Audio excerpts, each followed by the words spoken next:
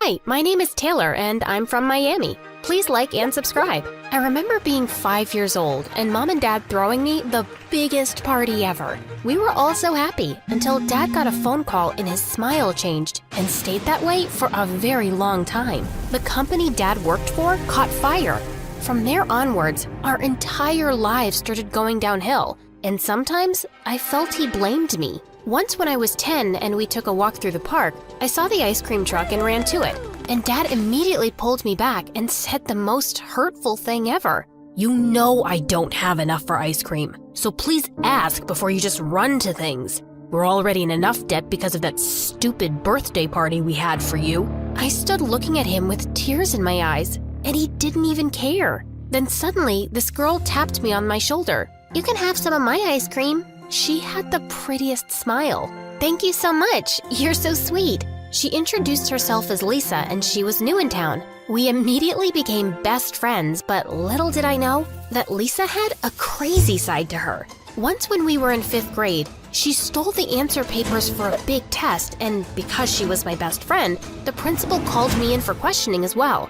I was so mad at her. "Lisa, what you did was wrong. Now everybody thinks I'm a bad kid." "I'm so sorry, Taylor. It's just that I really struggle with studying. Please forgive me." "Fine. I'll still be your friend on one condition. We study together." We used to study at my house all the time. And then when I was in 7th grade, I asked to see her house for a change. Lisa tried coming up with so many excuses, but I found it strange that she knew everything about my life, but I knew nothing about her life. So, when we were in the 8th grade, I insisted that we study at her house. Her house was average size like mine, but her mom was a monster. When I entered her house, I saw her mom and she was ugly. I couldn't believe she gave birth to a pretty girl like Lisa. "No shoes allowed inside the house." Lisa immediately ran down and fetched me, and we ran back up and shut the door. Her room was so neat, like nothing was out of place. "I'm sorry about my mom. She's a bit of a neat freak. I stay in my room most of the time to stay out of everybody's way." I felt so sorry for Lisa. No wonder she's always getting into trouble. Her home is so scary to live in. After that day, I told her she could come to my house whenever she felt like it. But little did I know, that was a mistake. This one time when I was in 10th grade, I entered my house with Lisa and my parents were having an argument. "What are we gonna do? The bank gives us less than a month to pay or else we have to move out? Where will we go?" "I don't know. We could ask your brother for help." I couldn't handle this, so I ran out of the house with Lisa behind me. "Taylor, wait!" My mind and heart were racing as I ran through a nearby forest. I froze and Lisa bumped into my back. "Shh, we have to hide." There was a boy digging a hole in the ground, so I quickly pulled Lisa and hid behind a big oak tree. "What's going on?" "I don't know. Looks like he's digging a hole." The boy had a hoodie on, so we couldn't see his face. And then we saw him place a big bag in the hole. Lisa kept bumping her head into mine to take a closer look, and then stepped onto a stick, which made the boy look our way. We both held hands tightly with our hearts racing, hoping he didn't see us. He didn't, because after a couple of seconds, he left. "Okay, we can go now." "Let's go see what he put in the hole." "Lisa, no. What if he comes back?" She didn't hear a word I said and went skipping to the spot where the suitcase was buried, and then started digging with her hands. "This is none of our business. I think we should go." "What if we find a body in the suitcase? We could be heroes and on the news." "How can a body fit in such a small bag?" Lisa had such a wild imagination. I wish I had her courage sometimes, but this time, she was out of hand. Eventually, she got to the bag, and when she opened it, our mouths dropped. The bag was filled with money. "Oh my God, we are rich!" "No, we have to put it back." "Are you crazy? You need this money. You hurt your parents. If you don't pay the bank, you and your parents won't have a house." All that money was so tempting after what she reminded me about, but my conscience would haunt me day and night. It's still wrong to take someone's money. Put it back. When I tried to take the bag out of Lisa's hand, she tugged back, refusing to do the right thing. And while we were at it, the boy with the hoodie appeared and stood in front of us. We both screamed and ran for our lives as Lisa still held on to the bag. "What are you doing? Just throw the bag down." "Are you crazy? This is ours now." The boy was right behind us. and Lisa suddenly picked up a rock and aimed it at the boy's foot, making him trip. I felt so bad for him, and yet still continued running away. When we got to my house, I shut the door of my room, and Lisa placed the bag on my bed, smiling widely. "It's time to celebrate, girl!" "What? I'm flippin' freaking out here! You took the boy's money and then hurt the poor boy!" "Well, that'll teach him to never hide his money in a hole again." "We have to take it back."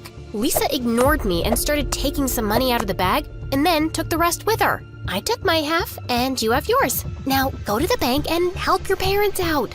Before I could refuse, she left, and I was left standing gazing at a pile of money on my bed. I did not sleep well that night, and when I went down to get a glass of milk, I found Dad in the kitchen with his head down on the table. It looked like he was crying. "Dad, are you okay?" "No, Taylor, I'm not okay, but you need to go to bed." My heart sank when I saw the agony on his face, so I ran back to my room, grabbed a stack of cash, and left it on the table in front of him. "There, now you can pay the mortgage." "Taylor, where did you get all this money from?" "Please don't be mad."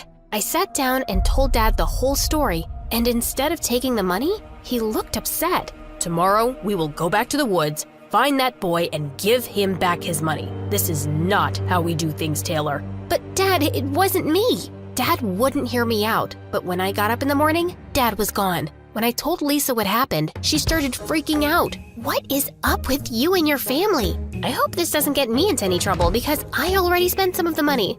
As you can see, I'm all Gucci covered." "He's not gonna get you into trouble, but he's right. We should give..." While I was explaining to Lisa, her eyes widened, and when I looked behind me, the boy with the hoodie was in our school.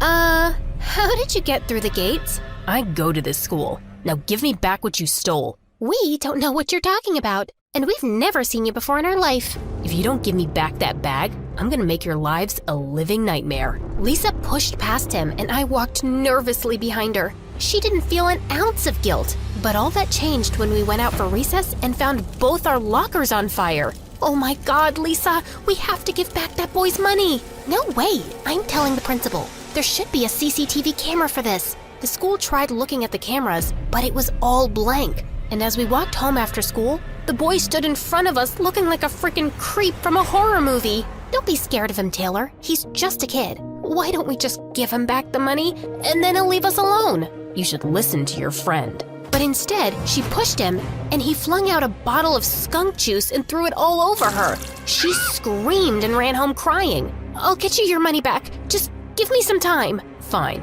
but if I don't have it by tomorrow morning, you don't want to know what's next." When I got home, I found Mom and Dad smiling and looking cheerful. "Hey, Taylor, you saved us from losing the house." "What are you talking about?" "Well, I know I gave you a lecture last night, but after you went to bed, I spoke to your mom and she suggested that we pay off our debts and then save up again to pay back the boy in the forest." "No, you don't understand. The boy is in my school, and Lisa and I have to pay him back." My parents came with me to school the next day to speak to the boy, but he never came to school. We tried the next day as well, and he still wasn't around. So I took my parents to the forest, and we walked for miles, looking for a cabin or a house, but there was nothing. It was like this boy just vanished. Lisa was over the moon, and soon after, when we were in 11th grade, she started acting very strange towards me. Like this one time, while she was standing in line at the cafeteria and I approached her from behind, she just shrieked. "Gosh, Taylor, you don't need to frighten people like that. It's really not funny." "Calm down, Lisa. What's gotten into you?" "Just wait for me at the table." I felt a little taken aback, but I did as she said. And while we were eating lunch, she kept looking behind her. "Are you gonna tell me what's wrong?" "Listen, I think I'm just gonna sit at the library during my lunch from now on." "Okay, I don't mind the library." "No, I want to be there by myself." After that, she just got up and left. And when I tried reaching out to her again after school, she just pushed me so hard that I injured my arm. And she didn't even care. "I told you to stay away from me. Have you lost your mind or something? My arm is injured." "Well, go tell that to someone who cares." Lisa's actions made no sense. I wanted to be angry with her, but we had such a deep history. It was really hard for me to just leave her like that. I managed to get a Band-Aid for my arm, and then I decided to pay Lisa a visit. No matter what was said, I needed to know what was going on. When I got to her house, I was surprised to see her sitting with some boy in her yard, so I hid behind the wall to figure out what was actually going on. Whatever they were talking about made Lisa cry, and then I decided to bravely face them. Hi, Lisa. What's going on? Taylor, I told you to stay away from me. You know I can't do that. You're my best friend. Who's this? The guy she was with turned to me and smiled wickedly. Hi, Taylor. I am Jerry. You're that guy from the forest. I tried looking for you. Yeah, right. Because of you and your friend, my dad fell into a coma because I didn't have the money to pay the doctors. Oh my gosh, I am so sorry. Well, sorry doesn't fix the mess. Are you back for revenge now? Lisa, what did he say to you? Is this the reason you've been pushing me away? I was trying to protect you. He threatened to hurt you if I didn't help him with stealing and shoplifting. I told him we weren't friends anymore, and I had to act like it in case he was watching us. Jerry suddenly grabbed me and Lisa started screaming. Take me instead, please, leave her alone. I'm the one who insisted on taking the money, please. Too late. Now, you will never see your friend again. You better not follow us or tell anyone. I tried to kick him, but he was too strong. He took me to a part of the forest I had never been to before, and into a neatly built house. If you let me go, I'll try and get back all your money. You're funny. Do you know how many years my father worked to make all that? But then why didn't he just put it in a bank? Because we don't trust banks, and we don't trust people, because they lie and steal like you and your friend did. So what are you gonna do? I'm gonna keep you here, and then ask for a ransom. But my parents are not millionaires.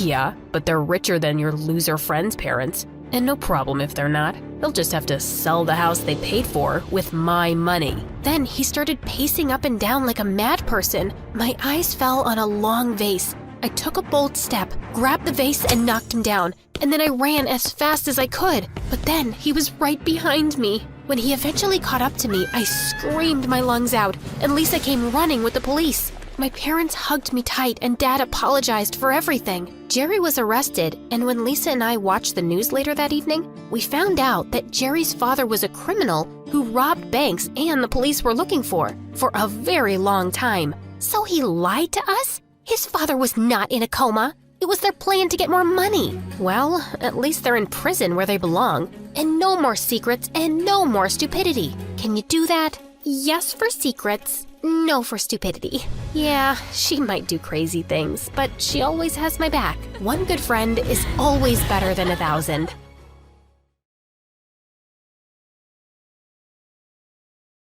Hi, I'm Penny from Nebraska.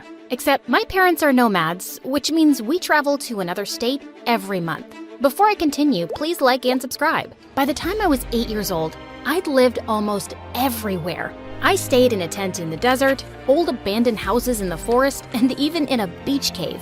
My dad and I couldn't be happier with our crazy life. Pinky promised me, Daddy, you'll never make me go to school, we'll swim every day in the ocean, and you'll take us to the moon one day.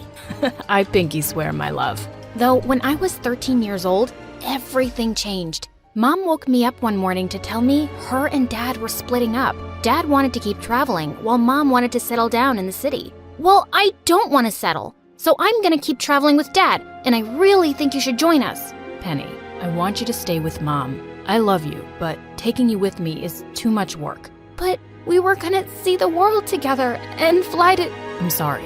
Good luck, honey. Dad kissed my forehead, and then he freaking left. Mom and I moved to Nebraska City, and I was shaking with anger.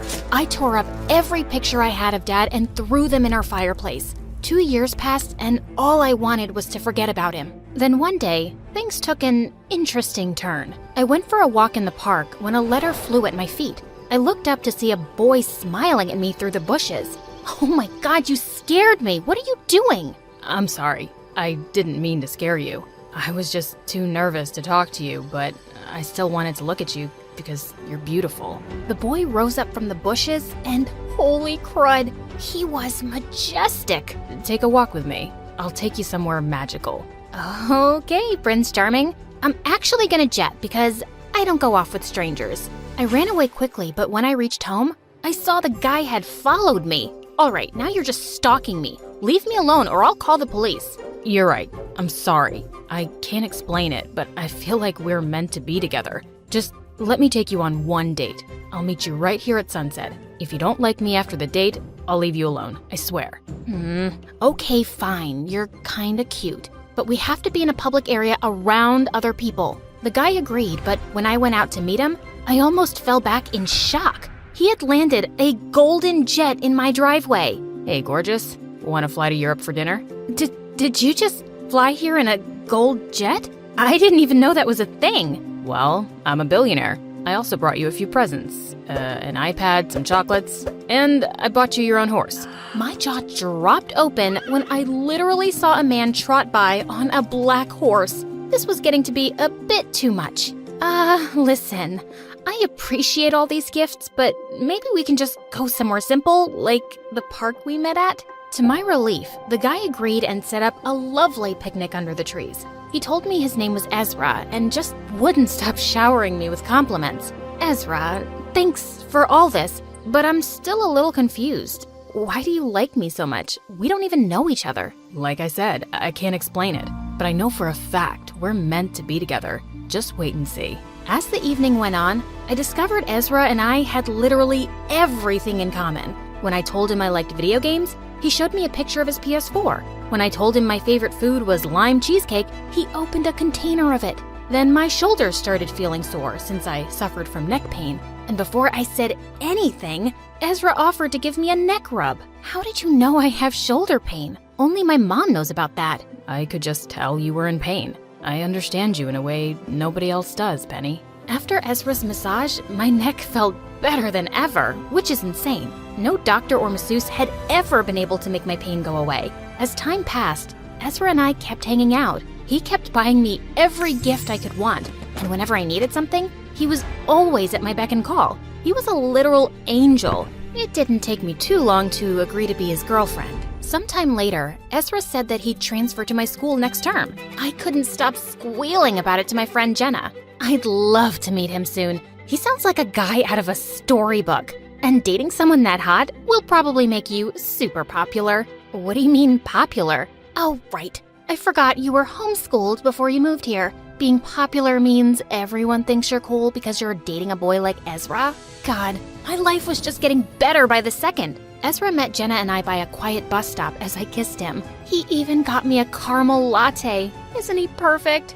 Ezra introduced himself to Jenna, but she just stared at us, looking horrified. Jenna, what's wrong? Why aren't you saying hi to Ezra? Penny? No, I am not saying hi to him. Oh my god, I have to go. With that, Jenna ran off as if Ezra was a monster. What was her deal? I tried asking her about it all day, but she refused to talk to me. Babe, don't take it personally. She's just mad because you have a loving boyfriend and she's single. She'll get over it. Finally, the next day I cornered Jenna in the library. Look, I can see you're jealous of Ezra and I'm sorry. I don't want to rub it in your face, but this is the first time I've been happy in years. My parents divorced, my dad left, and I miss traveling. I told Jenna all about what had happened in the past few years and she was actually sympathetic. It's not that I'm jealous. I can see that Ezra makes you happy, which you deserve, but I'm still not happy about you dating him, and I don't think you guys should be together for much longer. I kept asking Jenna why she was so against Ezra, but she refused to talk about it anymore.